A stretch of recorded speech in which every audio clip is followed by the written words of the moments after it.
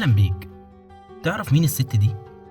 ممكن تكون شفتها قبل كده في فيلم قديم، في الغالب ممكن تكون شفتها مع علي الكسار، بس كتير مننا ما يعرفش هي مين ولا حتى اسمها ايه. دي واحدة من النجوم المنسيين في السينما اللي دايما كانت بعيدة عن الأضواء، ما أخدتش حقها في النجومية رغم إنها واحدة من أشهر الفنانات اللي قدمت دور الحما في السينما المصرية. الحما اللي ما بترحمش جوز بنتها، والزوجة القوية سليطة اللسان. هي دي الفنانة زكية إبراهيم.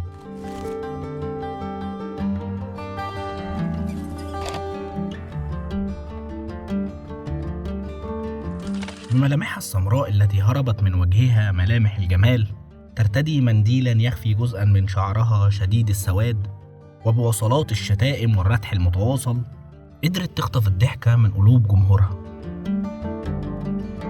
حبت علي الكسار بس ما اتجوزتوش، وكانت بطلة فرقته، وكانت بتغير عليه من ماري منيب، وكانت السبب انها تسيب الفرقة وتمشي. انت متخيل انها اشتغلت في فرقة علي الكسار يجي اكتر من 20 سنة؟ طب انت عارف علاقتها ايه بالجاسوسة حكمة فهمي؟ زكية إبراهيم الوحيدة اللي وقفت جنب حكمة لما اتقبض عليها بتهمة التجسس للألمان، وده كان وقت الحرب العالمية التانية. حياة زكية إبراهيم مليانة حكايات وأسرار وإشاعات، واللي هيتقال في الفيديو ده يمكن أول مرة يتسمع عن واحدة من أهم نجوم السينما والمسرح المصري. لو أول مرة تشوفنا وعايز تعرف أكتر عن حكايات النجوم المنسيين وتعيش سحر الزمن الجميل، ما تنساش تشترك في القناة وتفعل علامة الجرس علشان يوصلك كل جديد. ويلا نكمل الفيديو سوا ونعرف مين هي زكية إبراهيم.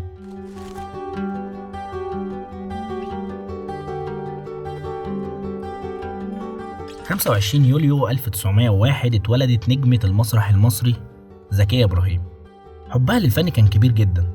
في الوقت ده المسرح كان هو المتنفس الأول والأساسي للناس في مصر، وكانت المسرحيات تعتبر أهم وسيلة ترفيه وثقافة للجمهور. المسرح في الوقت ده كان زي السينما دلوقتي، الناس بتروح علشان تستمتع وتشوف نجومهم المفضلين على خشبة المسرح. كتير من الفنانين اللي بعد كده بقوا نجوم في السينما ابتدوا حياتهم الفنية على خشبة المسرح، زي زكية إبراهيم اللي بدأت مع فرقة نجيب الريحاني، وبعد كده فرقة علي الكسار، واللي بالمناسبة استحوذت زكية إبراهيم على بطولات كتير من مسرحيات الفرقة. فرقة علي الكسار كانت من أهم الفرق المسرحية في فترة العشرينات والثلاثينات، وزكية إبراهيم كانت جزء أساسي منها. بموهبتها الكبيرة قدرت تكون عنصر ثابت في أغلب عروض الفرقة، وده مش سهل خالص. انت متخيل ان زكية كانت العنصر الثابت في مسرح الكسار؟ دي شاركت في كل العروض اللي قدمتها الفرقة خلال 20 سنة كاملة، من 1927 ل 1946، وكانت بتشارك مع نجوم كبار زي لطيفة نظمي والأختين رتيبة وإنصاف رشدي، ودي كانت فترة ذهبية للمسرح المصري. زكية شاركت في مسرحيات كتير مع فرقة علي الكسار، ومن أهمها بدر البدور، البرنس الصغير، الحساب، زهرة الربيع، ملكة الجمال، ابن فرعون. زكية قدرت تكسب حب الجماهير بموهبتها الكبيرة.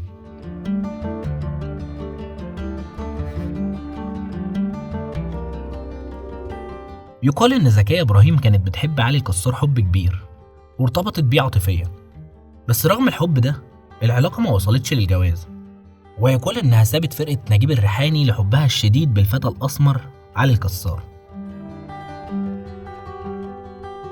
الغيرة لعبت دور كبير في حياة زكية إبراهيم، وده ظهر لما حست إن ماري منيب اللي كانت بتمثل مع علي الكسار خطفت إعجابه ولفتت انتباهه، وده خلى غيرتها تشتعل، لدرجة إن ماري منيب سابت الفرقة لأنها لاحظت إن زكية إبراهيم مش حابة وجودها في الفرقة.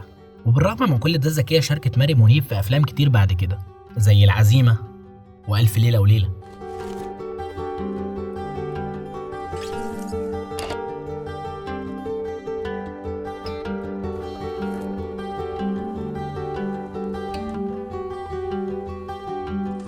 وعلى الرغم من الأدوار اللي كانت بتقدمها زكية أدوار قاسية زي الحمل اللي لسانها طويل واللي دايما في صدام مع اللي حواليها، لكن ده ما كانش بيعبر عن شخصيتها الحقيقية. بالعكس، علاقتها الإنسانية كانت غير كده تماما. كل اللي كان يعرف زكية في الوقت ده كان بيشهد بطيبتها وإنها كانت محبوبة من الكل، ودايما بتحاول تساعد أي حد تعرفه أو ما تعرفوش. زكية إبراهيم بدأت مشوارها الفني مع السينما سنة 1935. في الفترة دي كانت السينما المصرية لسه بتخطو أولى خطواتها. في الوقت ده السينما كانت بتدور على نجوم عندهم خبرة يقدروا يساعدوا في الانطلاقة الأولى للسينما، وطبعا اعتمدت بالدرجة الأولى على الخبرات المسرحية. وبالتحديد على مشاركات نجوم ونجمات المسرح في الوقت ده، وفي مقدمتهم جورج أبيض، يوسف وهبي، نجيب الريحاني، علي الكسار، أمينة رزق، ماري منيب، حسين رياض، وطبعا زكية إبراهيم. المخرجين السينمائيين في الوقت ده قدروا يستفادوا من خبرات زكية إبراهيم في أداء شخصية الحما الشعبية المتسلطة، وكانت دايما بتشارك بأداء الدور ده في إطار الأدوار الثانوية. أنت متخيل إنها قدمت الدور ده في 14 فيلم، منهم 6 مع علي الكسار، وهي خفير الدرك، الساعة السابعة، سلفني 3 جنيه، ألف ليلة وليلة، علي بابا والأربعين حرامي، نور الدين والبحارة التلاتة.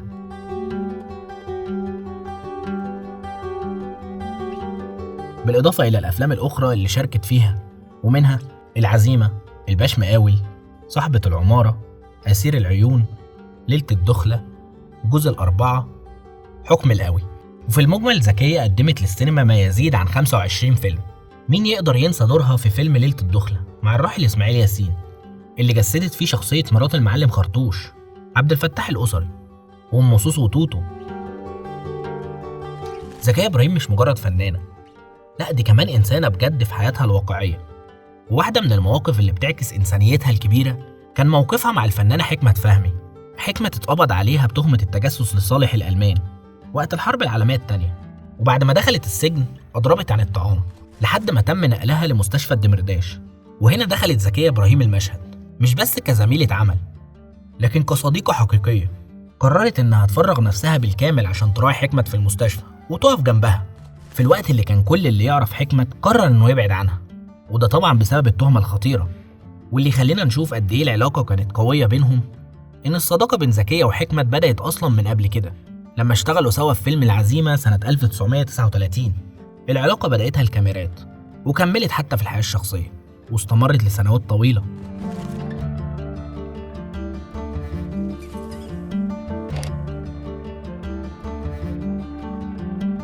زكية إبراهيم واحدة من النجوم المنسيين، وكانت دايما بعيدة عن الأضواء وما أخدتش حقها من الشهرة اللي تستحقها. ورغم إن السينما المصرية مليانة نجوم كتير منسيين، إلا إن زكية كانت أكترهم موهبة وإتقان. زكية إبراهيم واحدة من أهم الفنانات اللي مروا على السينما المصرية في الفترة دي. بالرغم من كده قليل اللي يفتكر اسمها، واللي بيخطر على بال الجمهور لما يفتكرها هو صورة الحما صليطة اللسان المفترية اللي كانت بتهزق وتزعق طول الفيلم. ورغم إنها بعيدة عن الأضواء والشهرة اللي خدها غيرها، إلا إنها كانت قريبة جدا من قلوب الناس اللي قدرت ترسم البسمة على وشوشهم.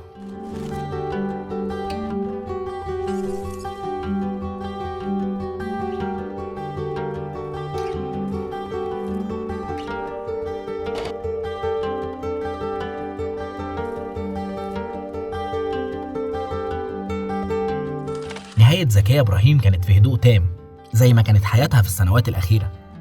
بعد مسيرة طويلة في السينما والمسرح فرقت زكية إبراهيم الحياة في 8 إبريل 1970.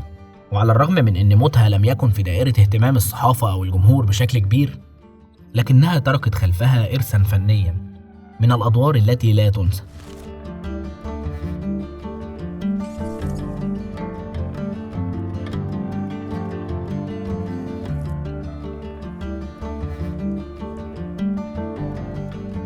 رغم أن أعمالها كانت علامة في تاريخ السينما المصرية، إلا أن رحيلها كان صامتاً، وده بيعكس جزئية إن الفنانين اللي كانوا بيشتغلوا في زمانها ما أخدوش حقهم الكافي من التقدير والتكريم بعد وفاتهم. لكن أدوارها هتفضل دايماً محفورة في ذاكرة المسرح والسينما المصرية، لأنها كانت واحدة من الفنانات اللي سابت علامة كبيرة وصعب إنها تتكرر. لو فاكر مشهد أو دور أو إفيه للفنانة زكية إبراهيم شاركنا بيه في التعليقات، وكمان اكتب لنا عن نجوم منسيين تحب إن احنا نتكلم عنهم. وبكده نكون وصلنا لنهاية الفيديو، لكن المتعة ما انتهتش هنا. عندنا فيديوهات تانية لنجوم عاشوا في الظل وآن الأوان نعرف حكايتهم. وما تنساش تشترك في القناة وتفعل علامة الجرس علشان يوصلك كل جديد وتكون دايما جوه الحكاية. سلام.